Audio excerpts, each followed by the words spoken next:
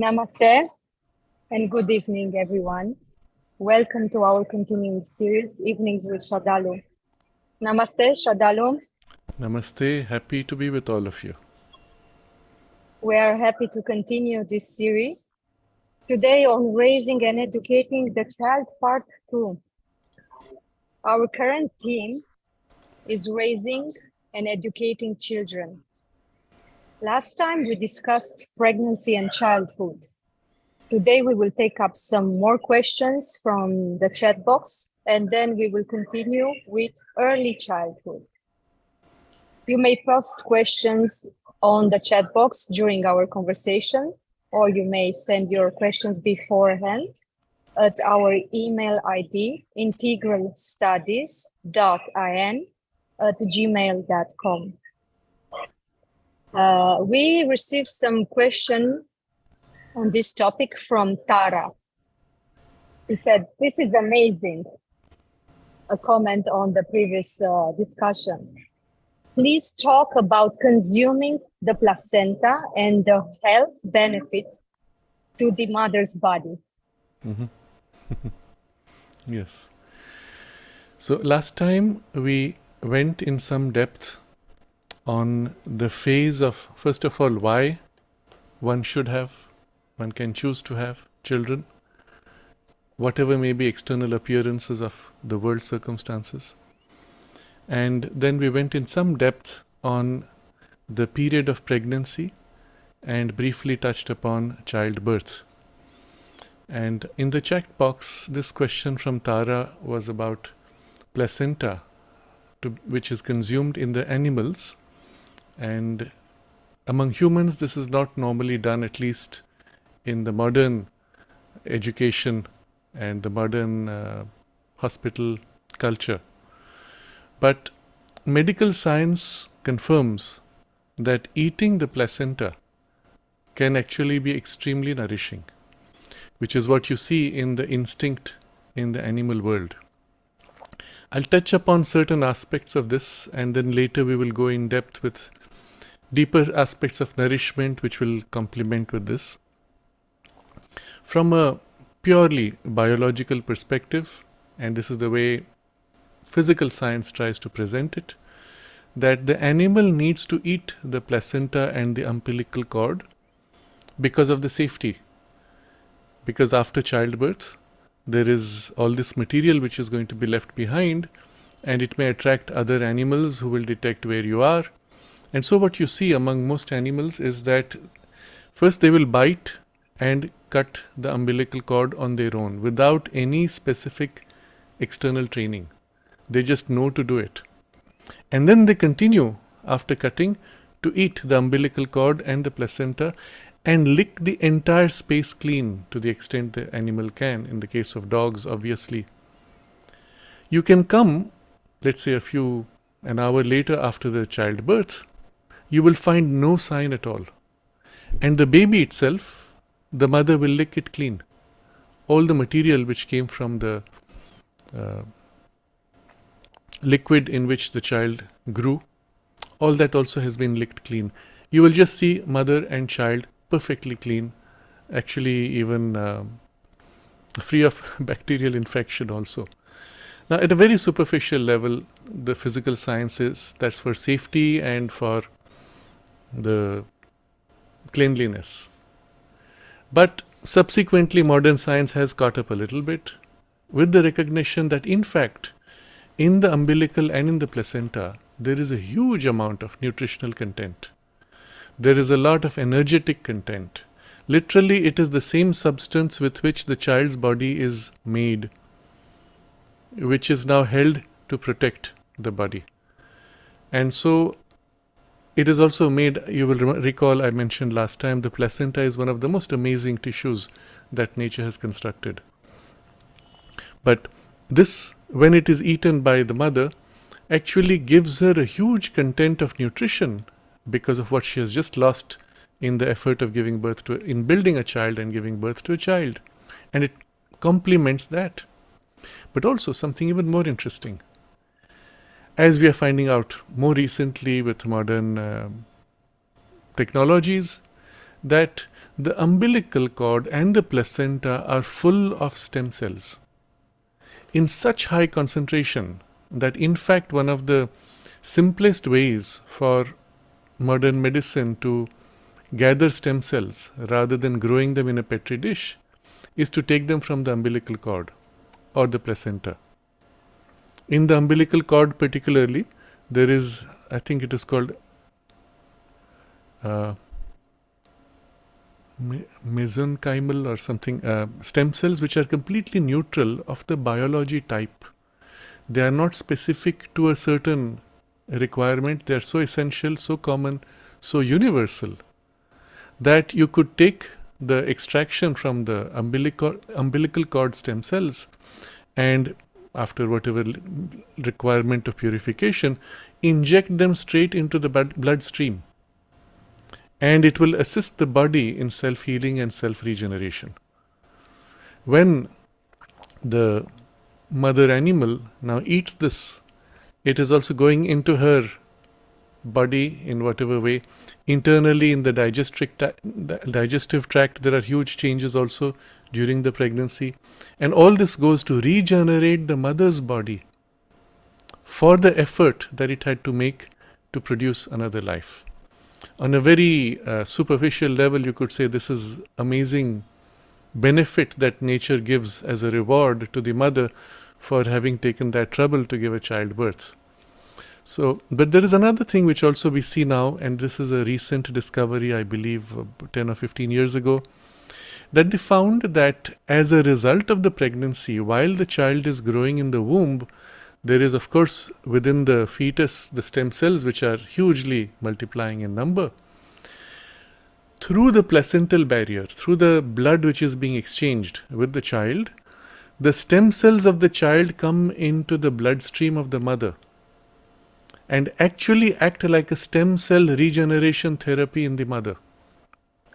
Now, in principle, this can be seen in many parts of the body, but particularly the research that I read about was on the heart. The entire heart muscle of the mother, whatever her age may be, undergoes a very concentrated stem cell therapy, and what you get subsequent to pregnancy is an almost new formed heart. Of course, there is a large part which is of the old, but the stem cell therapy regenerates large parts of the heart muscle tissue to a degree that it's almost like a healthy young person's heart. Now, the mother could be in her 40s. The result of the post-pregnancy result of this is that she gets a heart which is almost like a 25-year-old. So there are very interesting connections of the biological linkage between the child and the mother in a way that in producing a child who is fresh, new, young in body, the mother also is given a similar lease of fresh youth on a cellular regenerative level. And this, we could say, is part of nature. But there's something much more to it. From a symbolic, from a consciousness perspective, we will say in giving birth, the mother is participating in that creative consciousness and the youth of the consciousness that she is giving birth to, and therefore acquires or reawakens to her own youth to some degree. So this is as far as I wanted to say about placenta and the umbilical cord. We could go to the next question from Sudhir. Sudhir asked last time, we were discussing something about the influence of the child that the child receives in the womb. Sudhir asked, what effect would reading Savitri have on a child in the womb and later in its life? This comes to us instinctively. And quite a large part of the discussion last time was to appreciate the instinctive knowledge that nature has infused in us, all human beings, but especially in the mother and the father during the period of pregnancy and post-childbirth. And so this is something which the mother automatically feels she needs to do, is to give the best to her child. And then it's about gathering what is the best that she can gather and give. And part of that instinct is even to communicate with the child and to express, give affection and love, even while the child is in the womb. And to the extent that we are more mentalized than animals, we have a rich mental life, we draw and share something of that mental life with the child. And with it, of course, then, if you have a spiritual opening, that naturally must follow. So this question really is, I first take it on a more general level, that whatever you read, whatever you imbibe, whatever you listen to, whatever environmental consciousness you create and expose yourself to and absorb, all this is going into the child's formative substance of consciousness and body, and therefore has a profound impact in the long run. If the mother is in a sattvic state of consciousness with high, refined, aspiring, spiritual aspiration, all that as if seeps into the tissue of her body and therefore into the child's body. So yes, all depends on how you would read Savitri or any other inspiring, uplifting or spiritually fulfilling text, narration, story, space. All depends on how you take it. At a very superficial level, you could take it in a more religious way. Now that I am pregnant, I am going to read all these sacred texts for protection, for well-being, so that my child may be healthy, wealthy, wise, all the usual goals. Or you could take it to a much higher level as a spiritual aspirant, that you become a vehicle for receiving, embodying the divine presence and also infusing into the child the same thing that you receive. And if you read Savitri or other text or meditate with that intention, it can give to the very substance and tissue and consciousness of the child a huge benefit, a huge advantage and support.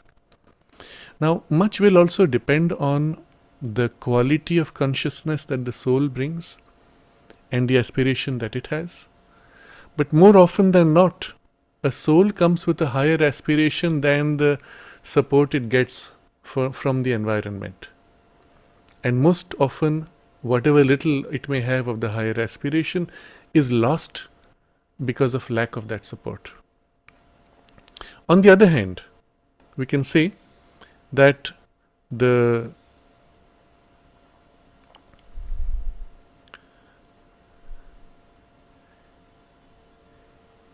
consciousness being infused in the child not only would shape it, but also if the soul so aspires for a higher spiritual life, would be a kind of a nourishment, a food for the soul. Or even one could take it further and say, creating such a space, such an environment would actually invoke and invite a higher consciousness and a higher soul. So again we come to this as a very important guideline, which is often there in the more ancient, at least in the spiritual cultures and traditions. In India it used to be. It's one of those things which is probably lost in the transmission, that they would say the mother should only be surrounded by high, nourishing, idealistic, beautiful environment, but also thoughts and as also experiences. Do not expose her to the cruder and coarser interactions of life, including even you don't go to the marketplace where the environment in consciousness would be coarse and crude. And then there are things which could maybe catch at that moment and want to unite with the fetus or the child, to want to incarnate, because at that point your consciousness is also of the same grade almost. But maintaining this poise and even holding a higher aspiration that a conscious being, a conscious soul with a spiritual aspiration should incarnate in a protected space would allow for that to happen more easily. I have mentioned relatively recently, in a few sessions ago, the story of Abhimanyu, when Sri Krishna was explaining to Abhimanyu's mother, while he was still in the womb, Sri Krishna was explaining how to enter the science or the technique for entering through the maze in the battle on the battlefield. But by the time he got to the technique of how to escape from the maze, she had fallen asleep. And therefore Abhimanyu was born with the knowledge of how to enter, but did not have the knowledge of how to come out, which becomes critical in the story later on, and he dies because of that. But this gives you a hint that the state of consciousness of receptivity in the mother has a direct impact on the child. When she goes to sleep, the child goes to sleep. When she wakes up, he wakes up. And at some point, again, depending on the child's growth stage as well as maturity in consciousness, when the child wakes up, he can wake up the mother also. It's a kind of a mutual relationship. There is another story which is also in the yoga tradition of Ashtavakra. He was the son of a very great rishi, and a great rishi in knowledge, in power, in greatness, was also great in his self-importance. But with a great power, he had incarnated in his wife an exceptional soul, conscious, evolved. And so once when this great rishi is expounding, and the wife is sitting next to him, and the child in the womb is listening to this exposition, from within the womb the child calls out and says, "My father, that is wrong what you said, the correct thing is this." The great rishi gets angry in the moment with his greatness and curses that the child will be born with warped, distorted limbs. Subsequently,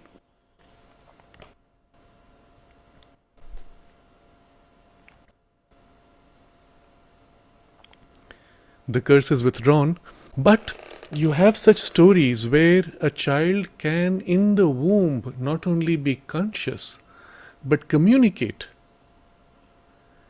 And this is not impossible. So much depends on the maturity of the soul and the degree to which it infuses its consciousness. Now, what practically happens is a more mature soul does not infuse too much into the fetus because it is still in formation. It infuses a part of its consciousness, energy, and conceptual imprint to shape and form the fetus and make it ready to receive this larger consciousness. So there's a period, a gradual time, and sometimes even after birth, the full infusion has not taken place. It may take a few weeks or months down. But if, and this is a problem of the human evolution, if the biology can be sufficiently pushed in its development, then can be a greater infusion of the consciousness to the point of even a clear awareness in the fetal stage, and the soul can recall what it was like to be in the fetal stage. And so potentially, okay, in this case, I do not know how it was. Maybe it is whether it was a literal speech or it was a telepathic consciousness projection. But the principle is valid in the story of Ashtavakra, and these are historical events actually. And finally, I make this comment: as you are listening to Savitri or such, with that concentration, you will be absorbing, or the child will be absorbing the vibrations, the familiarity with the spiritual presence, with the consciousness that Sri Aurobindo and the mother have incarnated. And in that familiarity, in that absorption, the substance of that consciousness would infuse into the child to the extent the mother accepts or infuses and protects in her own body that substance. It won't be enough to do it as a ritual. Of course, that would be good, but it's not enough.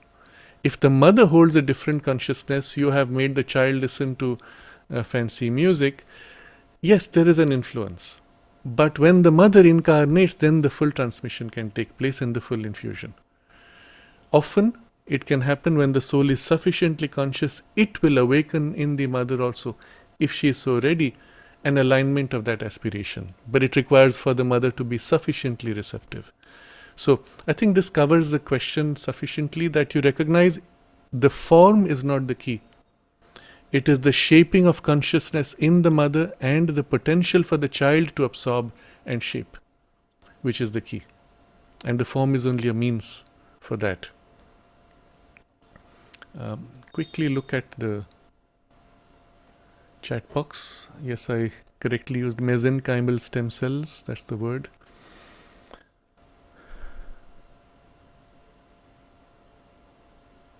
So Revati is asking, other than physical causes, are there any spiritual causes for congenital defects? And can these be minimized consciously? One could conceive of, for example,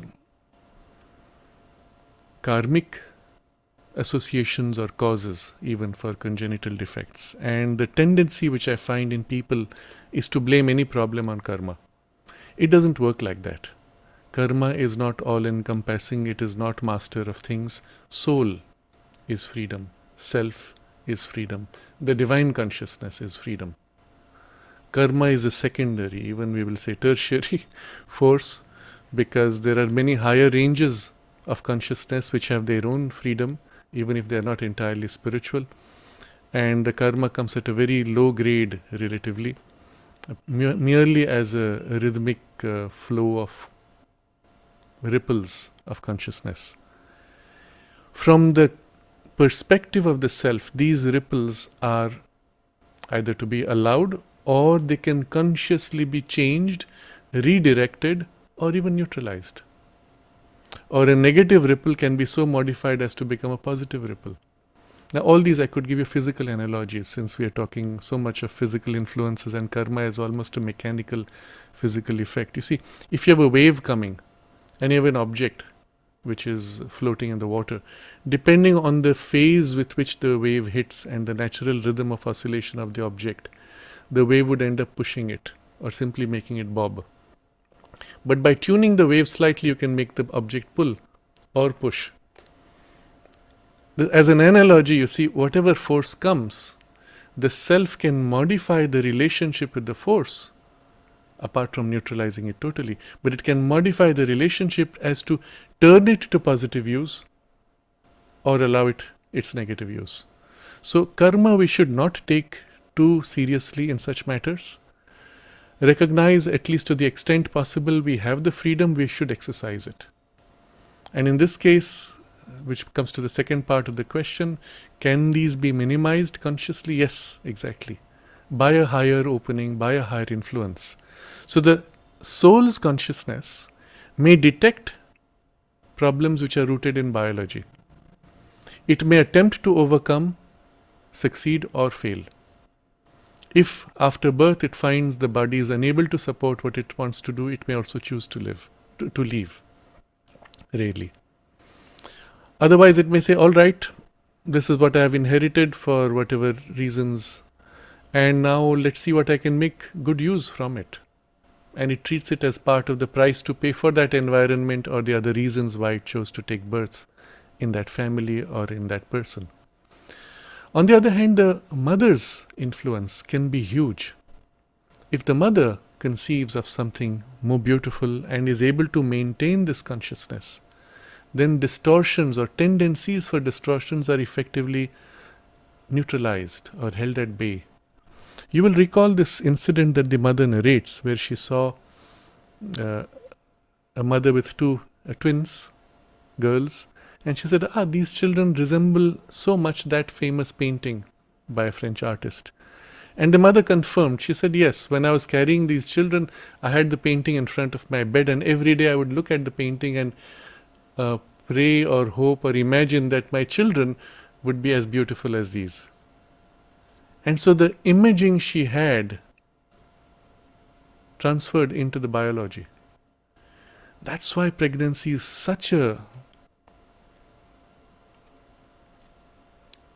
vulnerable passage, because it's the most vulnerable period of formation of the biological and psychological basis. I would even use the word spiritual base, but to the extent that the spiritual consciousness infuses in the biology. And because it is so vulnerable, that protection becomes so important. So if she can shape, even through such conception, the image of the face of the children, the shape of their bodies would be naturally an outcome of such a shaping. You will see also in the instinct of the mother, there's a tendency, and we'll speak about this shortly, that she will want to massage her child, hug her child. And if there is, because we are mental beings, we have some knowledge, you will do an oil massage perhaps on the child, gently. But when doing that, if you infuse this intention, here this body will grow strong and healthy and intend, aspire, even visualize. All these have a shaping effect. And it would be a horrible thing to do, to give the child to a nurse and say, okay, now you massage him or you feed him. Because you cannot have that quality of transmission. Unless in the rare case, the nurse is of a superior grade of consciousness than the mother, then it would be worthwhile perhaps. That also sometimes has happened in history, but normally not. But let's catch the principle and we can see how this applies. We will also see shortly why that vulnerable period should be protected and how. There's one more comment which came in the questions or in the comments in the video listing, which so far I had not been seeing.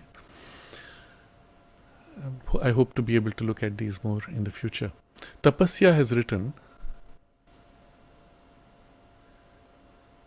I would like you to talk about birth as in the deliberate design of the medical industrial complex of robbing women from their authentic birth experiences. And she says, birth is over medicalized. Women are told in every prenatal appointment not to trust their instincts and to trust the doctors and to trust a bunch of tests, synthetic supplements and synthetic hormones to make their pregnancies and births so-called healthy, and ultimately pushing them to surgical births and traumatic birth experiences. She continues saying, I am not writing this as a commoner, although on one level we all know this, but as a childbirth educator and a traditional birth attendant. And so from her experience she writes, the amazing miracle we midwives witness in undisturbed births is robbed from women in medical settings. It's time women realize this and demand respectful care. The fear of birth that has been put out by the modern obstetrics in the last 100 years has also contributed to delaying the evolution, in my opinion. I've read the entire comment in its full because I think I would agree with most of what she has said. All of human existence, except until maybe last 50 years ago, all women have given birth in their home setting. I even know of a case, and this was a lady in the ashram, she had given birth to 9 children in all of them at home. And she said one of the children, once she had had a few, she was so used to it now. Her husband had gone out to work. She is all alone at home. She gives birth to the child, cleans him up, prepares him, and when the husband comes home, she says, here is the child, and welcome our new guest in the family. So this is very much possible. You see this happening in nature everywhere. All animals do it. Complications are very, very rare. So there is this whole medical mafia machinery which puts fear of complication, which might be, 1 in 10,000. But now everybody has to go through all this and unnecessary, exaggerated testing in artificial environments. And at the time of birth, if you see, and we see this in cinema generally, that's how we are presented with that whole thing, it is such an artificial setting. Somebody else is looking at your body.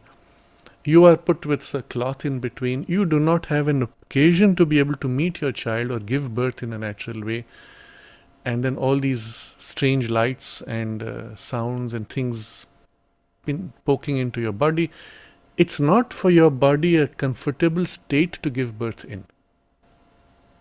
If on the other hand your body is allowed to feel its comfort, and this is the instinct you will see in nature, the nesting instinct, you build that nest, and then in that comfort where you feel secure and protected, the body movements and contractions take place smoothly, spontaneously, because it feels safe. At a moment when it is most vulnerable. Now vulnerability, we will expand on it a little later, but the vulnerability is not just because the mother is in that state that animals could attack. It is a psycho-spiritual vulnerability. Because at that time, in that period of birth, all kinds of influences could be present, which may attempt to infuse or connect with the fetus. If a sufficient spiritually protected atmosphere is created, then a grade of soul or consciousness of that evolution would be able to enter, but other levels would not be able to enter. And this is extremely important. Very often, in a large number of children or women, the point of contact is just before, during, or just after the childbirth.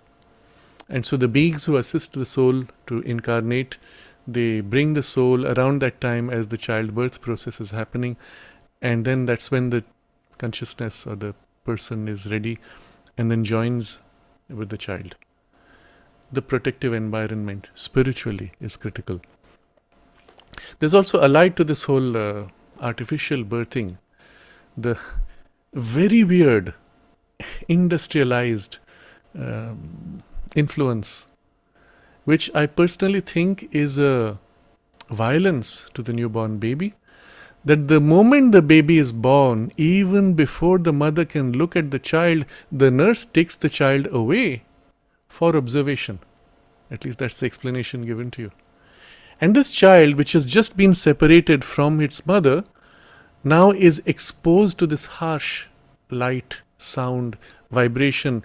Nurse, sometimes some of them are very coarse in consciousness, and then taken into this room where all the babies are in separate beds, and here he is given a separate bed, and he's feeling cold because he's been in a warm space all these 9 months, and suddenly he's feeling cold, bare, exposed, vulnerable, starts crying, hears other babies crying, and the trauma is horrible. The first entry into the physical world, suddenly you're separated from your mother violently, put into this very uncomfortable state, strange smells of the child is extremely sensitive, as I said, almost as sensitive as a dog. Strange smells of the hospital. Even as adults, we don't find it very comfortable. And all the rest of the clutter that comes in consciousness. Meanwhile, the mother, whose part of her body has just been separated, postpartum we call it, is suddenly finding this huge gap in her consciousness, which normally would be filled by holding the child close, and she's going through this trauma of separation.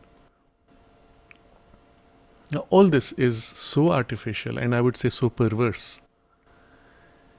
In the industrial education, it is intended to shock the child, to force him to not bond, and to break the family unit, and to force the child to become insular, insensitive, exaggerated in a false, hardened individualization. It is intended. It is very sad to say this.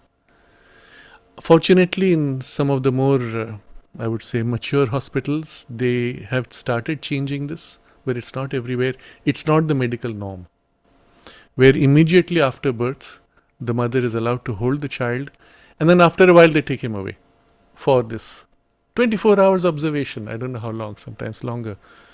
What is this weird thing about observation? Can't you observe the child while with the mother?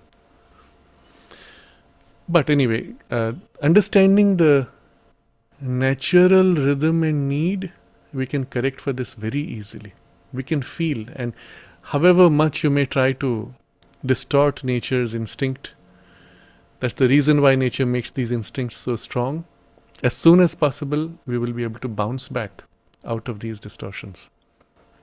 Allow the natural bonding that takes place immediately after childbirth, where the child, having been inside the womb, now is outside, but in the protective womb of its mother's consciousness.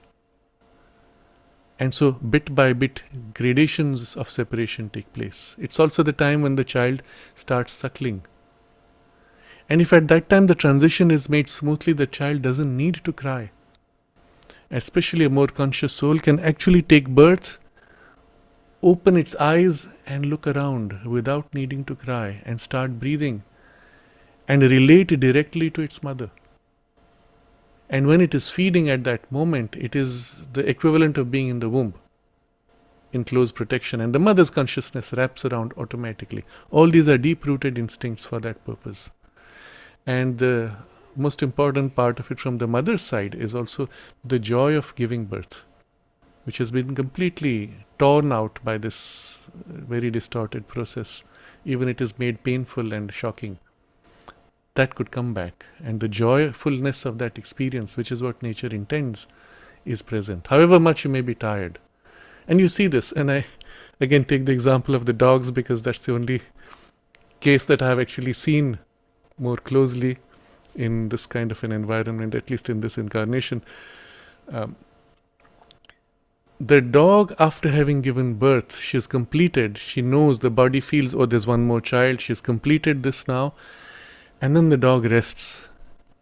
And when you approach her, she looks at you with this joy. I've accomplished something so great, so wonderful. And she knows she's created life, she has given birth, and the accomplishment of having created life, if we can use that word, but this is the deeper truth. Having given birth, having created life, this satisfaction, deep satisfaction and joy of having accomplished, you have to allow for that to take place. And for the child, the first experience of entering the material world as an independent being must be a welcoming experience.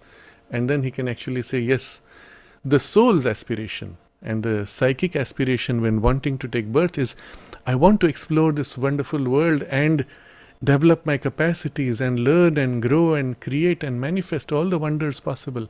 And here it's entering, instead of getting a whack on the face or in the body, you're allowing it to enter this with curiosity and the bright aspiration. So I think this is as far as Tapasya's comment. And one more comment I wanted to read from, although it's not so much a question, it's a comment. Gracie wrote in the chat box last time, a warm, sweet, beautiful talk reminds me of the beautiful times and the presence of the Divine Mother during my pregnancy. And I want to highlight this, because there are several women who have this experience, especially when they have a spiritual background in their aspiration and life in their practice, that the period of pregnancy, if it has not been distorted by the industrial influence, I will say, because it's a time of automatic introversion with full focus on awareness of your child. It's nature's vehicle mechanism, which we spoke of last time. It's also a time spontaneously for deep concentration and meditation on the Divine Mother, to feel the Divine Presence and to feel the Divine Mother. It can happen very easily because the whole consciousness is inwardly turned. Of course, biologically, physiologically, but still in psychology also there is an inward turn as a result. So, in the mechanism of nature to force this inward turn is also a potential which is spiritual, if so utilized. And for those who have this natural spiritual turn, they can make that a period of intense, deep immersion and concentration in their spiritual aspiration, which of course would influence and impact on the child. And I said if it is not affected by the industrial influence. And what is that? As it happens today, you may be pregnant, but you only get 15 days holiday during childbirth, or 1 month holiday if you're lucky. So you keep working until you're, as long as you can. You have to go to office and expose yourself to all that clutter and junk and the state of consciousness required by your job,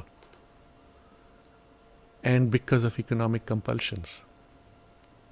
Many women view that as, because of the programming from the industry, they view that as their liberation or their freedom or their right to assert their independence, which is fine also up to a point. But from the point nature begins this introversion of movement, maybe 3rd month, 4th month, whenever it happens, if you follow that, the benefit is far greater. If you oppose that, you end up with a kind of a half-hearted, mixed experience, but also the potential, which I want to point here, the spiritual potential of the period of pregnancy and the childbirth, and even later the nurturing of the child, that is lost. So if you have the possibility, even if you're working, use that time, withdraw from all those things, build this space of deep immersion in your aspiration and in the divine presence. As in all activities of life, there is a spiritual potential that we could turn it to. The period of pregnancy and childbirth can be, in this way, made a period that is beautiful with the presence of the Divine Mother during the pregnancy and even during the childbirth. So I think this would cover the questions from last time, from the chat box, as well as a few other. And I want to continue now the theme. So last time it was pregnancy, childbirth. We elaborated on it a little bit today. But I still go back to Nitin's question, which is now broadened to all this discussion.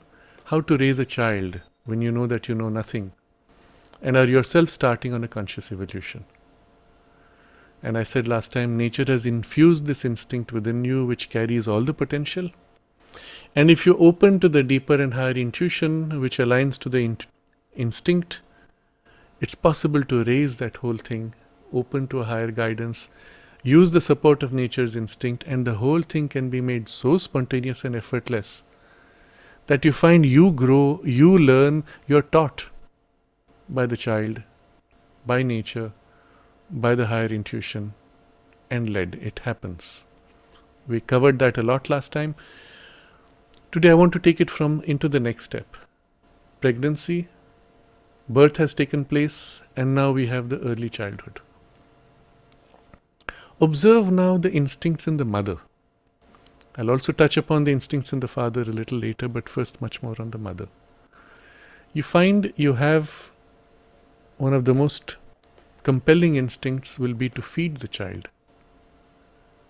From the moment the child is born, if you're allowed to hold the child in your arms, looking at the child, feeling, and the child evokes in you this deep, compelling love, which has a strong emotional, biological content that forces in the mother the release of her milk, which the child starts drinking. It's one of the very first experiences in the bonding of the mother and child.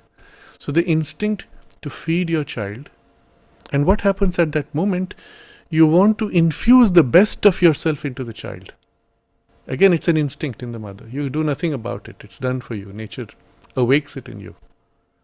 But if instead of stopping with the mere instinct, you lift that instinct and join it to your higher spiritual aspiration, you want to infuse the best that you have, but the best that you can invoke, and pour through as you feed, as you nourish the child. That it is not just yourself as substance that you give, but all your higher aspirations and what flows into you from above flows in the feeding. So you try to give the best of yourself. But also later, as the child grows, you want to give the best that you can bring from the world, which is the form it will be also from the father's side. And then, from here comes the instinct to feel the child as the most important and the most precious thing in the world. Not just yours, but literally in the whole world, for everyone, it is the most precious thing. At least as a mother, you'll feel that. My child is so amazing, and you will narrate you the most wonderful stories. He opened his eyes and then he looked, and it's as if everybody else in the world should be able to say, oh wow, what a wonderful thing he did. Of course, here somewhere you know that, well, everybody else has had similar experiences, and yet at that moment, the beauty and the freshness, newness, uniqueness of this experience, it's so special. It feels as if it has never happened before in all of history of time in the universe. And here is the most important thing, the most precious thing, the most wonderful experience. And your mind can reduce it to, for me. I know it's not the same for all. Or you can rise to a deeper truth and say, for the whole universe. Because in fact, this child's birth is unique in the whole history of space and time, isn't it? And this child is the most unique child for the Divine Mother, who has such a special relationship with this child. She gives herself entirely to him, to her. And there's nobody else like it anywhere. This is also a deep spiritual truth. So the instinct is reflecting that in the limited psychology of the mother's experience. But you can also link it to that deeper truth of the psychic being that has taken birth being entirely unique and the most special, as is every other psychic being the most special and the most unique and entirely embraced by the Divine Mother. You can align yourself to this deep truth and thereby fulfill what this instinct is trying to realize.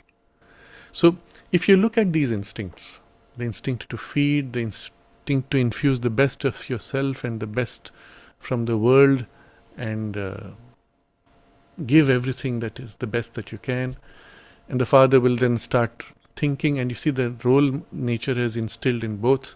The father provides the protective space which the mother at that time, being vulnerable, cannot, in which she feels being protected. She can freely flow and give herself without fear, without concern for anything else, in a one-pointed concentration. And then he provides supports, brings the nourishment for the mother and the child, and so on.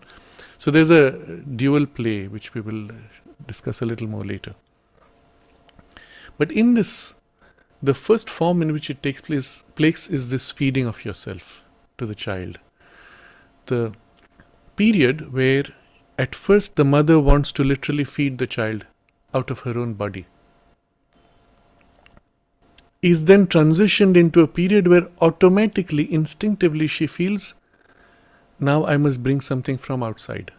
It's very interesting to observe how nature works this out. At a biological level, the child is born without teeth. So he can feed freely, no discomfort to the mother. But after a point when the teeth begin to grow, it becomes uncomfortable for the mother. But also at the same time, the child also now begins to reach out independently, and the mother feels the need to bring external nourishment of some kind, but making it soft, pasty, like the child would need, which she feels, she knows what it needs. Even in some animals, the parent, the mother, will chew the food, half digest with the saliva, and then place it in the child's mouth to soften it to the texture and level required for the child. And she knows exactly how much and what the child is capable of, from which there is again a further transition where the mother can now take it directly and put it in the child's mouth, maybe with the hand crushing and so on. And it goes like that. For the child, interestingly, that experience is very special. So you're receiving literally the one who is your mother, you're drawing nourishment from her, and then after some time she's choosing the nourishment for you, but it's she who feeds you. And it goes quite far. At a certain stage, the child is even quite aged, can eat on his own, but wants to be fed by its mother, just to feel that love and affection which comes. And this points to something profound, that it's not just food that is being fed. It is literally the love and affection that is being fed. It is psychological nourishment that is being fed. And for the child in that growing phase of the biology, of course you get what you need, but the psychologically formative period of the first 3 years, I will say, the most critical, is also receiving that nourishment. If this you can do well, the child will have formed in such a healthy way.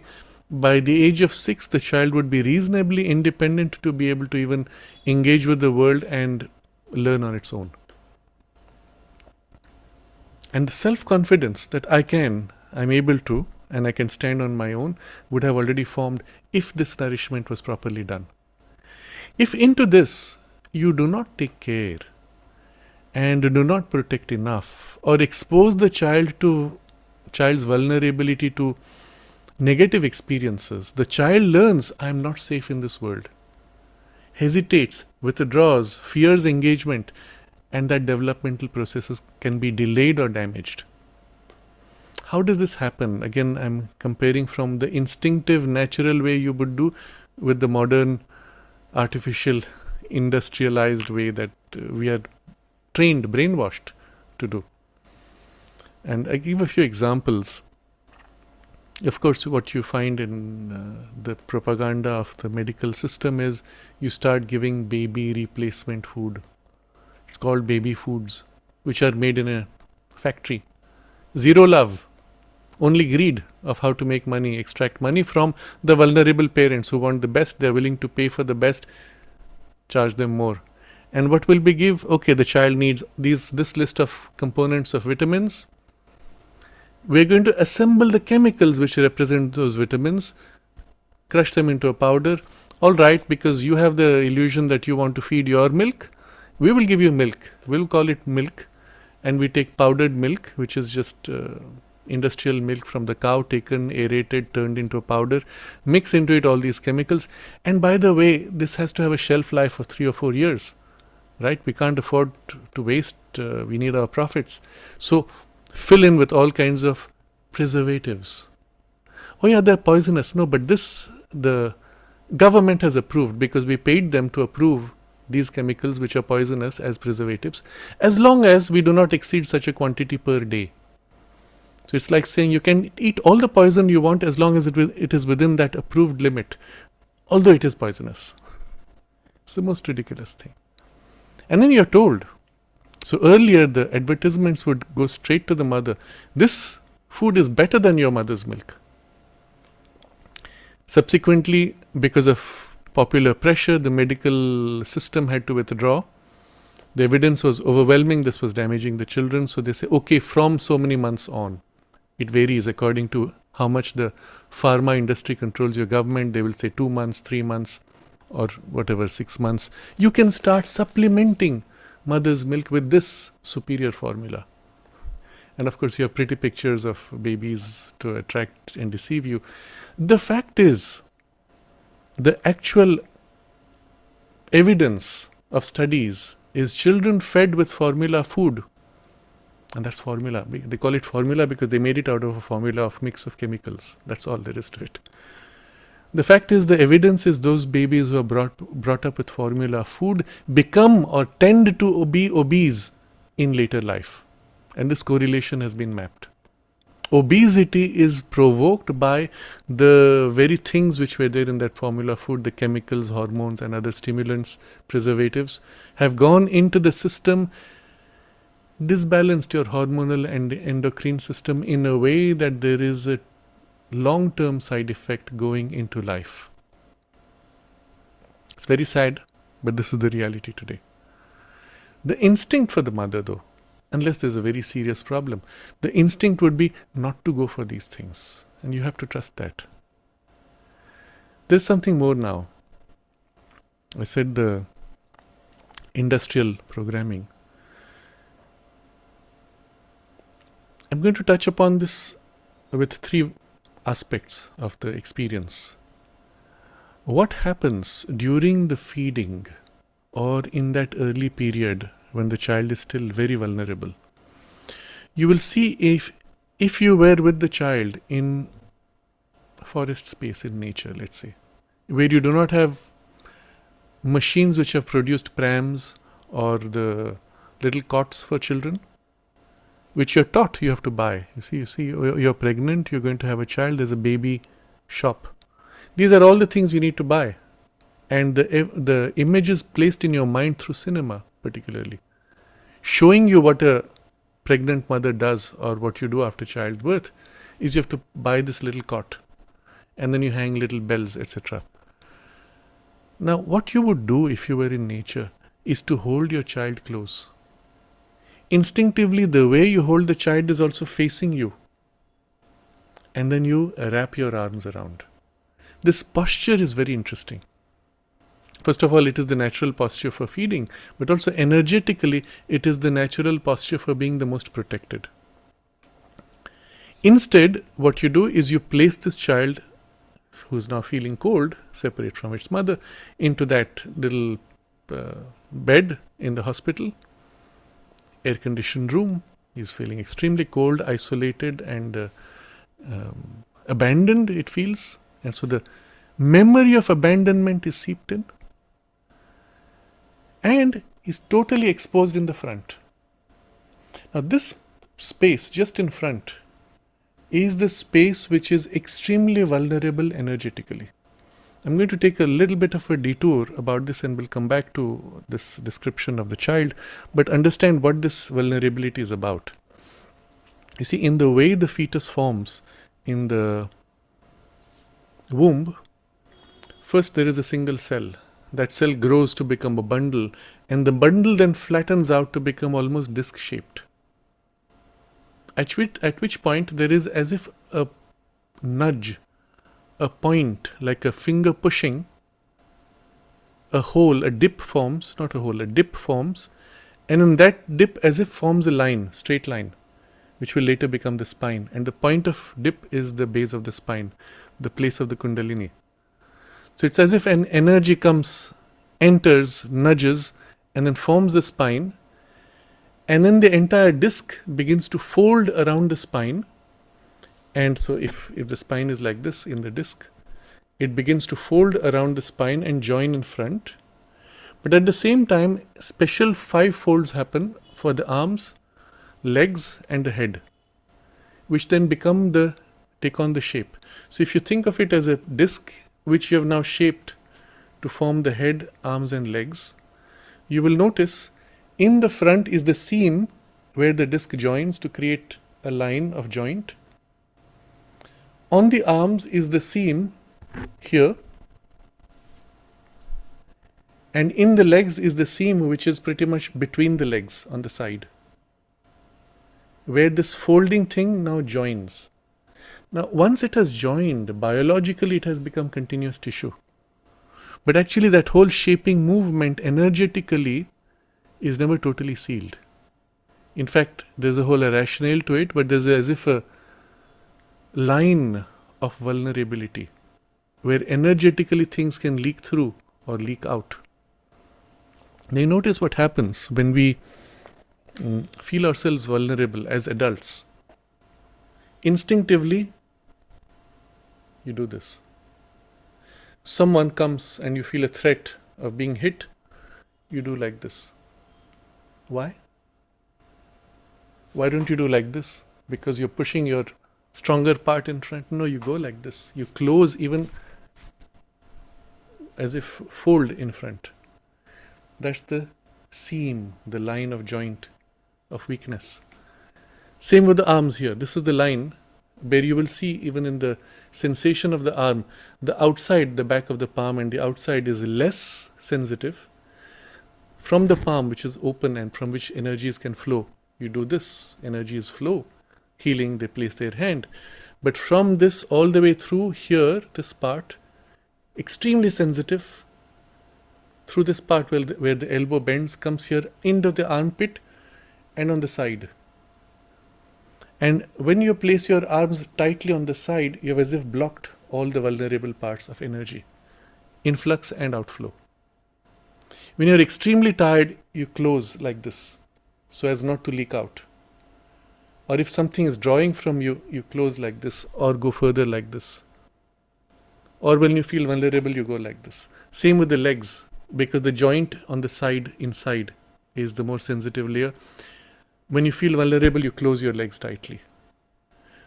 And now take it a further step. You've closed your arms, brought them forward, covered your chest, close your legs tightly, and you still feel vulnerable. What's the next thing you do? You crouch, you bring your knees up.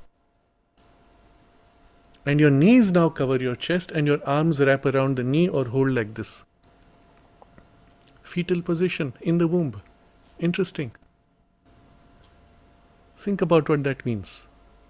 In the womb, as this disc-shaped thing became the form of the child and you see how it evolves, that state of the fetal natural pose is the, let's say, the outer layer, the most protective in the aura, even in the substance, in the womb, in the shape.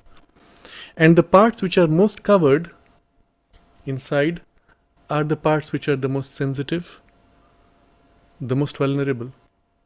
And so after birth, suddenly you are exposed and the very opposite is made. And now all the influences of nature, even the biological cold, the physical cold, and the energies, everything has free access. What would happen if the mother was with the child and not child put in that artificial bed? She would hold him close in the front to her front, and she would wrap her arms around him.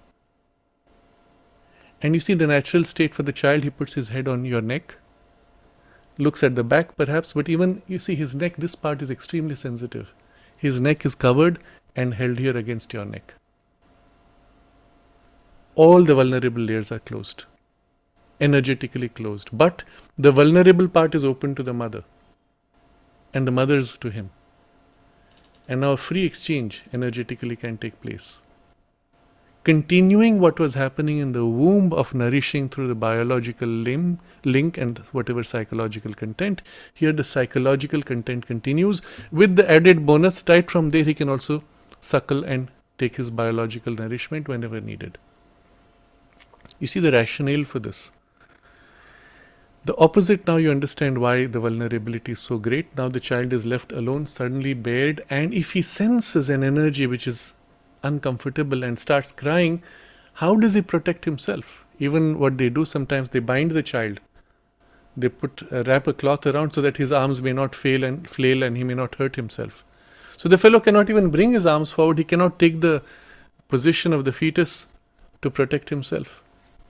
Totally exposed. And the energies may come and hit, enter, harm, anything. Nobody is there because the mother is in a different room. You're put in a separate room. If the child was in the same room as its mother, the mother would feel something uncomfortable and she would instinctively take the child into protection. Or he starts crying because he feels uncomfortable, she would take him in protection. He stops crying because now he's protected. So much of the crying is because of physical, psychological, or even occult discomfort. Because children sense, they see, they sense, not always with the physical sight, but the subtle sight. Because at that age and even up to the age of 3, I will say, they are half in and out of the biology. Because often the biology cannot fully contain your consciousness, so there's a part which is still hanging outside, so to say, before it can fully infuse. Or simply because the consciousness is so large, there's a pit which is still open here, and you sense. So this is a very strange idea which comes from the industrial training, that you make a separate room and the parents have a separate room and they sleep separately. You put your child to sleep and come away for the night. And then when you hear the child crying, you go there, and with the, because they have to sell you things, they will now sell you a child monitor. So you put this monitor with video camera next to his little bed. You are in the next room with your video screen and you're watching the child through a video screen. Can you imagine what a dystopian experience it is? Literally like you've put someone in jail and you're monitoring them through your video screen, and to create an insulation and separation. Well, if you could do that, why not put them in your same room so that you can see them directly? There's another interesting angle to this. I'm going into some detail because I would like to make this theme as complete as possible. You see, in the yoga tradition, they speak of various ways in which the guru can initiate. So they say the guru initiates by a touch of the consciousness, which involves a kind of a transition through the touch. Or there's two other kinds of initiation, and they use the analogy of animals. The fish watches its young and protects with its sight. And there is the greater guru who initiates by sight. And then the greatest is the tortoise, which protects its young by thought. And so the greatest guru is the one who, like the tortoise, who initiates by thought. Interesting. But I'm going to bring it into this space of the child. The mother, yes, nourishes by physical, biological substance, but nourishes by the love that flows, and with the gaze, and with the thought. And the experience of all mothers is, my child has gone to school, but as if me, a part of me, my thought, my best and most precious part is with the child in school. Isn't it? And you feel when your child is not well. You sense it. And if you trust, you will call up the school and say what's happening. But if this is the degree of identification, what is the idea of putting the child in the next room? You will see, at least in the more traditional homes even today in India, and I hope this does not change, the child will sleep on the same bed as the parents, between the parents. Of course, you'll say, but what about the parents' freedom? They're happy, because that's the nature of the instinct. They're happy to keep the child in their bed. And the child feels surrounded by this protective environment, and automatically in the aura of their parents, the joint aura, which is the same joint aura which conceived the child, okay? He feels protected, and those other influences which it might sense otherwise is immune to them. Doesn't sense them, or sensing them they're far away, doesn't affect, doesn't feel fear. When so isolated in the next room and the child now doesn't feel, it feels abandoned, it starts calling its mother. Now it can't speak, so it doesn't say, Mom, come and hug me, tell me a story or whatever it is. It starts crying. So the textbook says, and there are two schools of textbook in this. Some say you have to go and hug and pacify the child, and when he's asleep you leave him and abandon him and come away. Others say, let your child cry its way to sleep. He cries until he's exhausted, then he will sleep. Eventually he learns not to cry to call you anymore. And now he becomes independent. Now he stopped crying. So wonderful. You see how perverse it is, the hardening, coarsening of the child. He feels abandoned, and he says, well, there is no hope in this world. Mom is gone. Oh, she's come. Oh, what a relief. But there's no point crying when she goes away. She's not coming. Nobody is coming for me. I'm all alone. That's the imprint. And the vulnerability in that state. Why did you cry in the first place? Because you felt something missing, you needed something, or you felt discomfort, threat of some influence. And these influences are everywhere. So we should respect this. Respect this. I spoke of this vulnerability, vulnerable spaces of opening in our physical and even this subtle aura. The need to close, to protect, and recognize when the child cries, you have to do what is required to correct. There's a need, whatever it may be. And the mother will know, because she feels in the child. She feels herself in the child, at least during that initial period, if not damaged by the external programming. So it's possible to raise a child in a way that the child almost never cries. Or he cries only to tell you enough, hey, I have a problem, come and look after me. You look after him, he doesn't need to cry. He learns that I don't need to cry because I just need to make enough sound that the parents come and I'm looked after. Isn't that so? And he knows to trust the world. He's growing up in this protected space that as the strengthening happens, the instinct in the child will now extend its curiosity and exploration into a space which he feels now ready for. And he will begin to explore with confidence, with trust, and knowing that he is always protected. And eventually that sense of protection from parents, family, etc. transfers into the protection from the Divine Presence itself, as he would grow up and learn to open to that and seek that protection.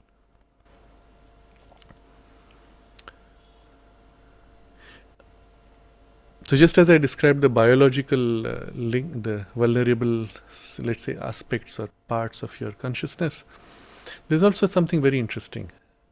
You see the way the body is designed, just enough that you can hold the child on your arm, let's say on your forearm, and the child places his head on your shoulder. And then just slightly there is also where you feed the child. Fascinating if you observe this. The principle behind that nature has used.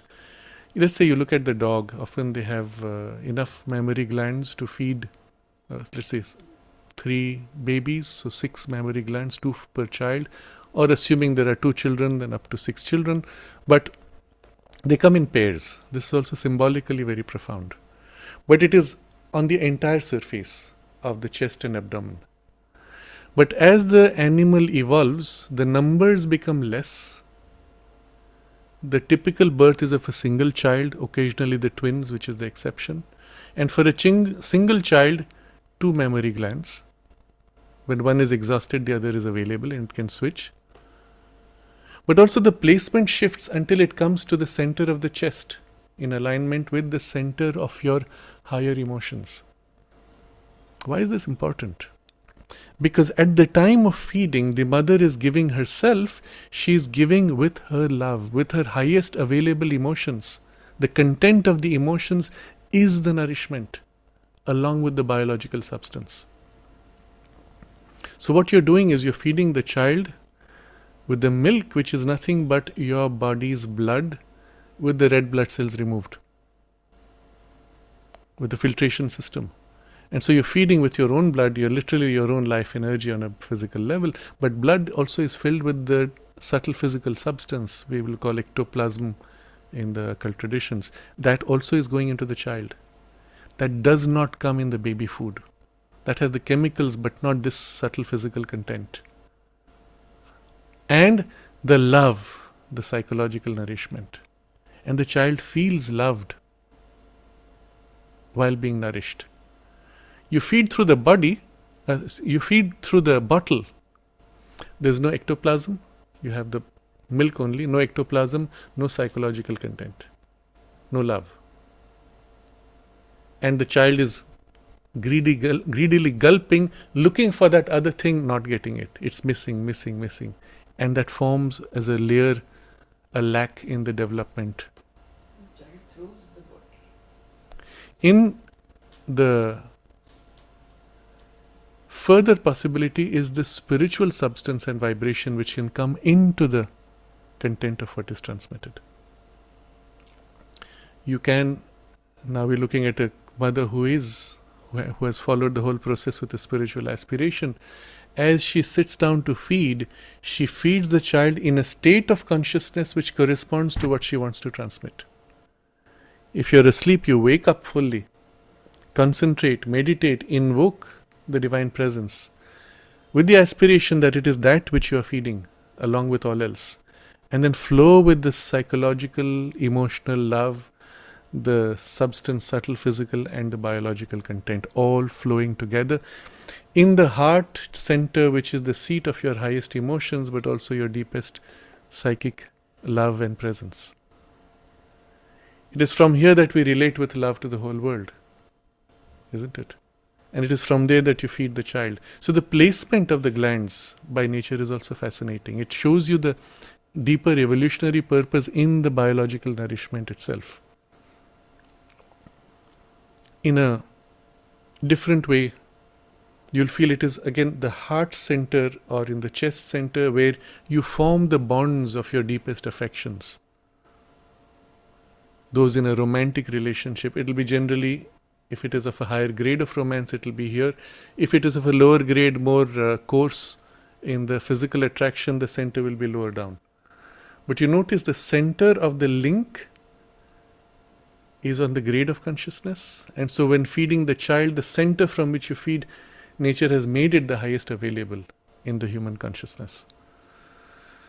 So these are some observations I wanted to make with regard to this initial instinct of wanting to feed, wanting to infuse yourself, wanting to give the best of the world, and to feel your child as the most important and the most precious thing in the whole world.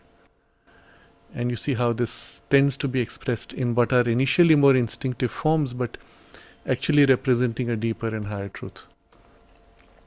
I'll just take a quick look at the chat box before I move to the next part of this.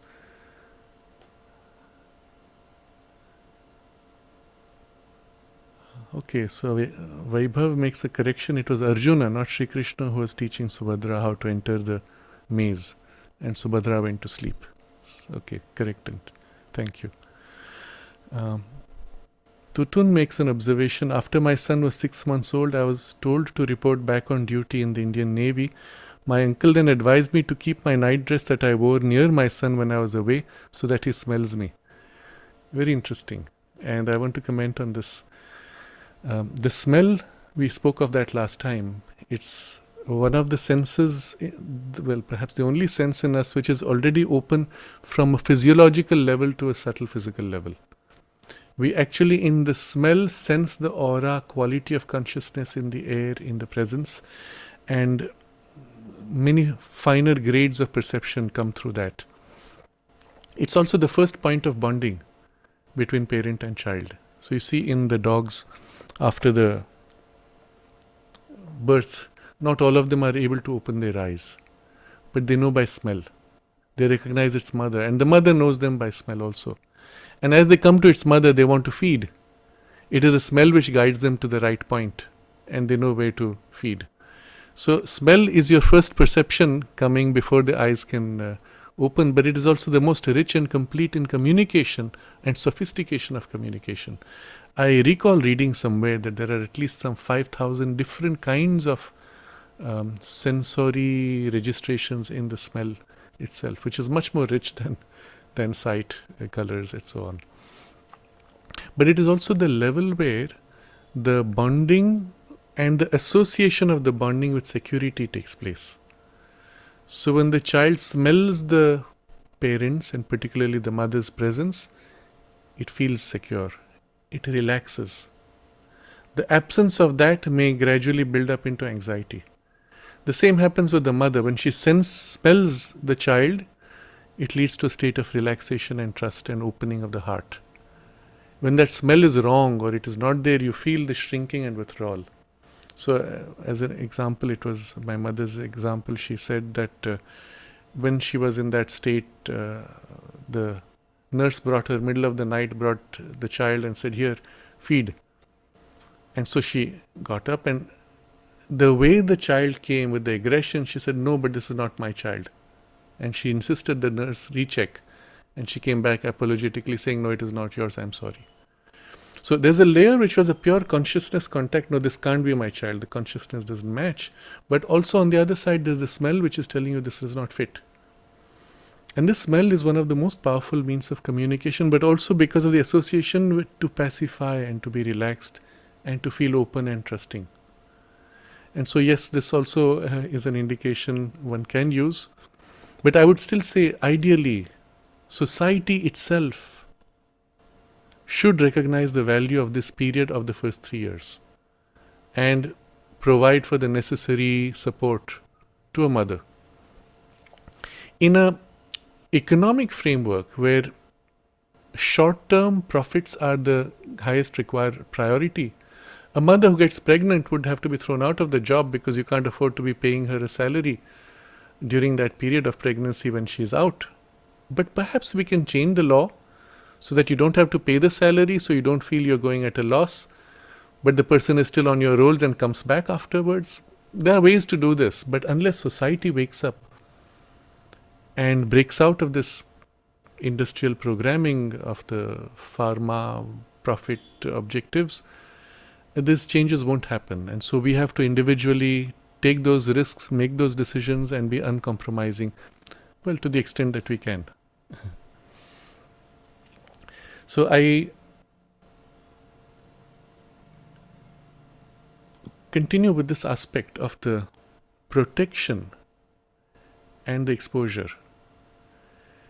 Instead of taking the child in your arms, yes, of course you will tire. That's where you have a second parent to share the burden.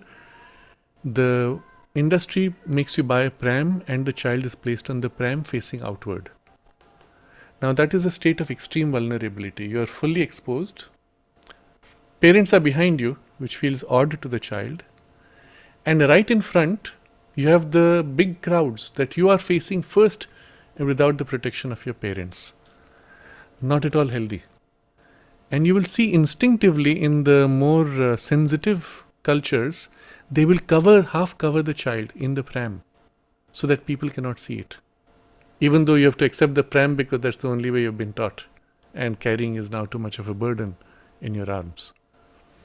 But they will tend to cover in a way that you cannot see. It's interesting to see how that instinct works. But further, at least in India and many of the other cultures which are still continuing the earlier traditions, they put a little black spot on the cheek of the child to ward off the evil eye. Why? And the knowledge exists still that often the child cries because of somebody's gaze, which brought an energy which was disturbing. Or even the mother knows the child got sick because of contact with that person, and that person is not a good person. And you can feel the child's sickness comes from that contact.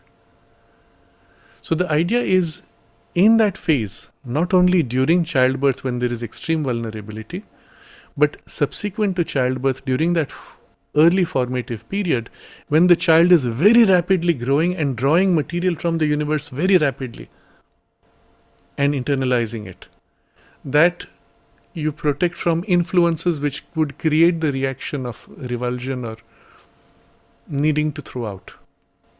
And the sickness is that, an energy that got in that you have to throw out. Now, this vulnerability exists even as adults. When you're conscious of it, you may be aware.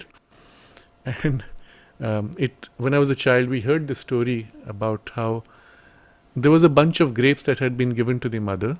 So it went to her kitchen and they wanted to prepare juice. They had washed it and left it to dry. Some people passed by and said, "Oh, what nice grapes."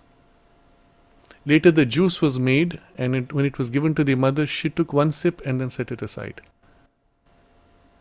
But I was also told at that time, when somebody has looked like that and then you drink it, you can fall sick, which I have seen and I have also experienced. If as an adult you have that vulnerability, imagine what happens to a little child. So we need to become conscious of that, recognize also that such things do happen and the child is vulnerable. Held in your arms, the degree of vulnerability is far less. Even you will notice, when the child is confident, sitting in your arms, he will turn and face the world. So he is now sitting but turned facing. The moment someone comes who he does not like, whose vibration he is sensitive to, immediately he'll turn away and cling to you and come upon your chest, blocking off all his vulnerable surface and cutting off contact from sight or otherwise. Or if he is just shy, he will do the same. But still, that's a form of vulnerability which later he may feel comfortable and turn around and begin to play.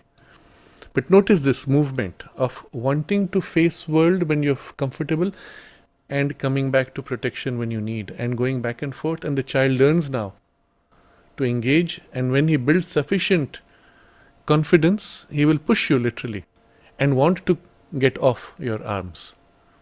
And if you observe carefully, the instinct will lead him and you to find the right balance. And again there'll be this, he'll go out to play, then come running to you and hug you. And again go out to play and running come to you. Observe that, back and forth. Equally, when the child is sick, he will simply want to be held. After a while, you will feel the sickness entering you. The child is free. You have it. You digest it. As an adult, you can do much more. It was a tiny energetic imbalance. You've taken care of it. So I think this completes what I wanted to say about the protection and influences and harm. And the bottle feeding is, well, when you have no choice, you do what you have to do. But so one of the very weird things now, which is popularized by the industry and through cinema, is a mother will pump the milk from her body, store in a bottle, and then give to the bottle. Or she will pump into the bottle, put it in the fridge, she goes to work, and the child is given from the bottle when required. You can understand how not only artificial, but also it involves the complete dissolution of the nourishment which takes place in the subtle physical, in the emotional and the spiritual content. It's a complete coarsening of the values and of the experience of reality to a hard materialism, in which alone would justify this kind of feeding and behavior and relationship. So all this I will come to bring to closure. Yes, one more point in the chat box. Interesting. Dolores says in Russia they give 3 years full pay for maternity. And then of course there are economic things you have to look at. In Finland it's 5 years. And in the US it's 2 months for natural delivery, 3 months for C-section. Which brings to also the question of C-section. There are very rarely cases where C-section becomes necessary. Very rare. And that is also only because the mother did not do what was required to make her body sufficiently flexible, because she was busy at work in a desk job, or the body instincts were mixed, and the things which would have normally happened could not happen to make her body flexible enough. And very rarely again there is this case of where the child may have the umbilical cord entangled and so on. So yes, those cases do exist, and C-section was created for that. But today what happens? First you have to go to a hospital. You don't have a choice because they've given fear. Now in the hospital there are working hours. You can't expect to go there at an odd time or to wait to an odd time, and the doctor says, I have to go home to my family. I can't wait for another 3 hours. Maybe it'll take 6 hours. Maybe it'll take 24 hours. I can't be here all the time and suddenly you call me. I have to go. So, 1 hour left for me to go. Let's do a C-section, and we go. Plus, from the hospital point of view, C-section means you earn more.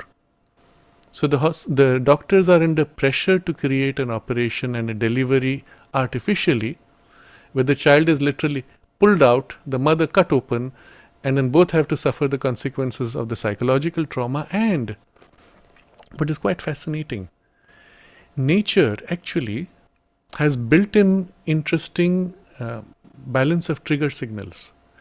The act of physical birth, the pushing out from the body, triggers certain hormonal releases and starts another chain, one of which is the beginning of the release of milk.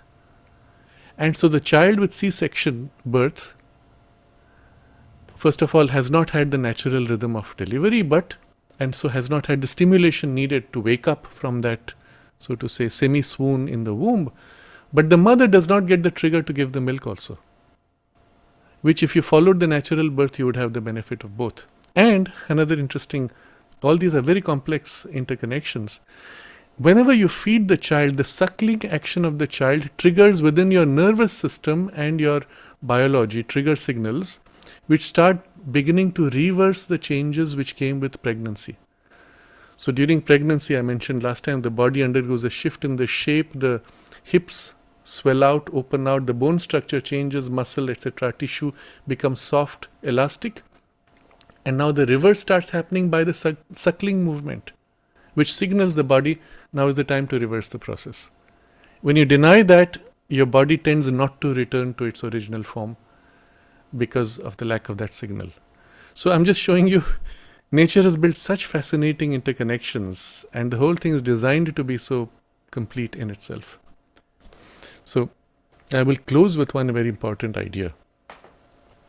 In all this, we have discussed the biology working, the relationships, the rhythms set by nature, and even the deeper truth of this child as the most precious, the most special in the whole universe. For you, you are mirroring the relationship of the soul with the Divine Mother, isn't it? The Divine Mother suckles the psychic being, the soul in evolution. In the Veda, it is said there are two mothers which suckle. And that's why I said there's a symbol to why there are two breasts. Two mothers which suckle, the dark and the light. So it is as if the experience of the forward push of evolution and then the resistance or the difficulties, which are the dark side, the harder difficulty, which come to say this, whatever you may have grown, is not enough. There is more required. So any partial perfection is as if contradicted, opposed, resisted. And so you have positive experiences with negative experiences, and you need to have both as if alternating to build the fullness of your capacity, and especially for the strengthening aspect of your capacity. So you have the two mothers, or in this case the two glands from which the child draws nourishment, but from whom? From the Divine Mother, who is nourishing this child in its soul evolution. And she carries in her arms until this child is old enough.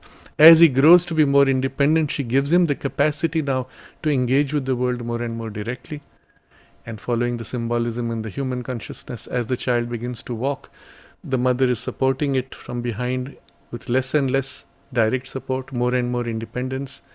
And both have the joy of that transition when allowed to be done in rhythm. When you break the rhythm and the mother starts, if she tells a 6-month-old child, get up and start walking, imagine how stupid it would be. But that's what we do once the child starts walking or speaking. Now learn your tables by heart, learn your alphabet, start writing prematurely. We'll touch upon some of these things in the developmental discussions which will follow. But this we understand now. There is a rhythm, catch the rhythm, flow with it. And this entire movement and relationship is a replica, representation, metaphor, symbol of the higher truth of the spiritual relationship of our soul's evolution with the Divine Mother. I have not spoken about the Father so far. You see, the role the Father plays is equally important, but very different and not so obvious in this, because this is biologically close. There is a dimension of psychology which may not be as biologically close, but is as important and complementing. So again, I'll go back to my favorite dog's example. So the mother has given birth, she is happy, she's had this accomplishment. The father dog comes and says, "What is this? This is so strange." But he feels protective, both to the mother and to the children, and starts doing what is needed for the protective purpose. If at that time when the children and mother are vulnerable and there's some other danger, it's the father who will turn to protect. And when the mother feels the loving protection of the father, she is relaxed and can give to the child freely. Not only a protector, the father plays the role of provider. When the mother needs, the father brings what's required when she cannot bring. And of course, nature does not bind you tightly. She also exchanges roles. In certain animals, the father will sit on the eggs while the mother brings the food. And there's a lot of flexibility. The point is there's a dual role, and we recognize that. In the way a mother holds a child, you see, the imprint instinct is feed myself, feed my best, give myself and my best to the child to form him in the best possible. But when the father holds the child, it's a very different feel. The experience is a more objectivized poise, much more in the consciousness and mind, and the father looks at the child and says, "My child will be the most wonderful." Now, depending on what is in the lineage, the great ideal, if it's a warrior lineage, they'll say, "My child will be the great warrior, or the great princess, or the great musician, but something which is for them the ideal." And the natural turn from the father's side is the conception of what that form will be, what the role will be, what the ideals will be, infusing in the more mental part of the child's body the ideals and the consciousness, the vision, the will, the aspiration in the formation in a more mental grade, while the mother does on a more physical and emotional grade. And the two together form this complete. If both have the spiritual aspiration, that makes it complete. And here I will play upon this very interesting turn. We keep using this phrase conception. And I've used the word several times today. Conception is the time when the child is conceived, right? And is growing within you after conception. What is this word conception? You conceive in mind. You conceive child. Is there a connection with this? I believe it is in the Thai tradition, but I might be mixing up. One of the Southeast Asian countries, that I saw this in a documentary where they made fun of it. They said, "Oh, these people were so primitive. Modern science tells you conception takes place because of this biology." And those people, they thought, the child is born from the father's head. And through the father's head, it passes into it passes below, transfers into the mother's head, and from there the child is formed and gives birth. Something like that. And this is how silly, how crazy. No, in fact, this is the deeper truth. And it's not just about father-mother. It's about the conception. There is a conception, an idea, a consciousness, which is almost at the grade of an idea, which then incarnates, materializes, and using a biological process takes on the form. So in the way nature has designed the instinct of these two relationships, we are as if replicating the relationship of the Divine Mother and the Divine Lord, Father, we will say.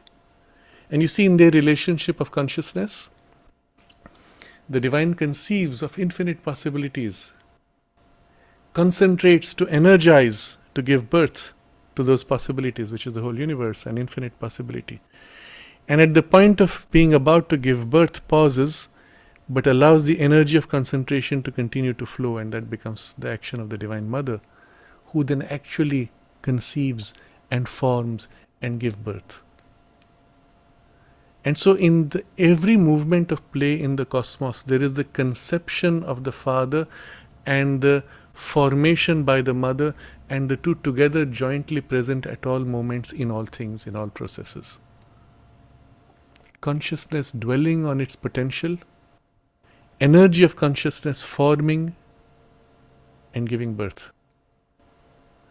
Both together, nourishing in their own way, one by influence of consciousness, the other by influence of energy or form.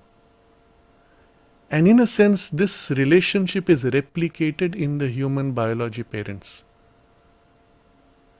Why am I pointing to this? Because in a sense, this points to a deeper spiritual truth that we replicate instinctively from the point of the conception, which is the coming together of the father and the mother, to the point of birth and thereafter the nourishment and growth of the child.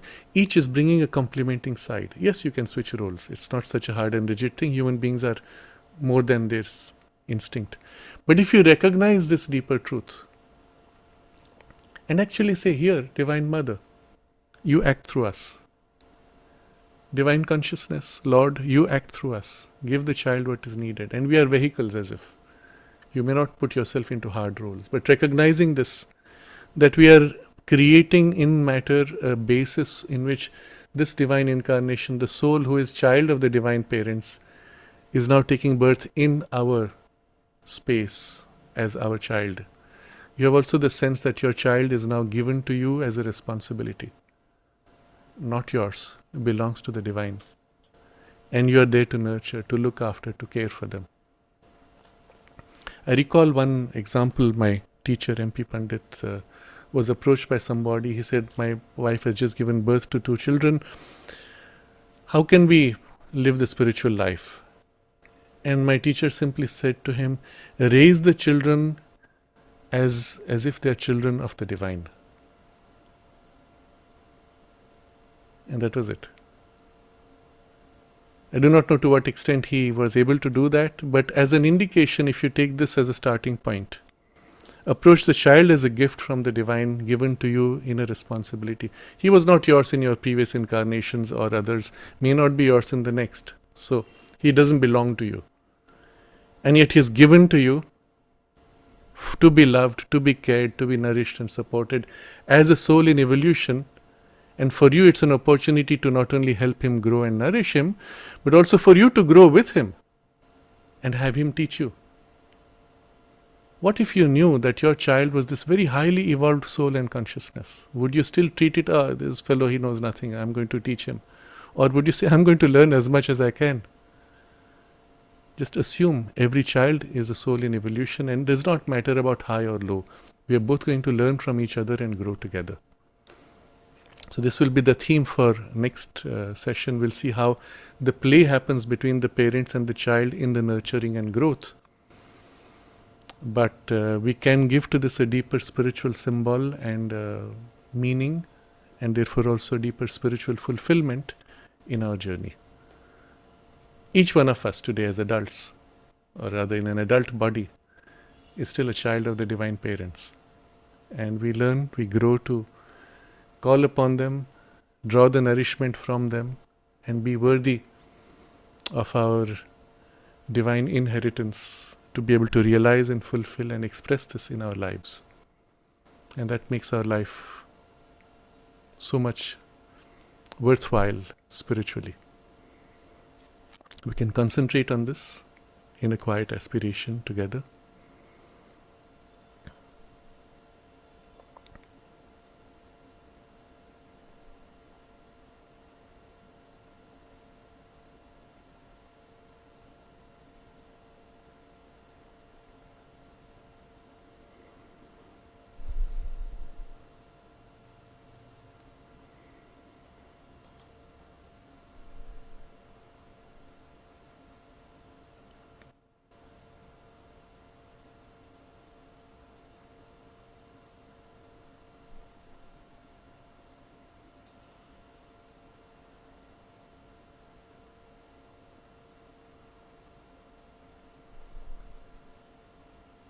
Namaste.